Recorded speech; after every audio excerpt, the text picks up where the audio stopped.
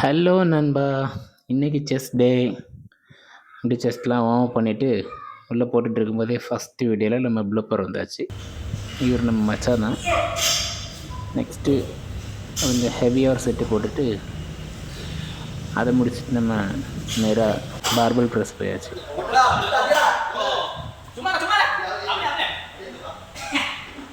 ரொம்ப நாளைக்கு அப்புறம் இந்த ஹெவியாக ஒரு செட்டு போடுறேன்.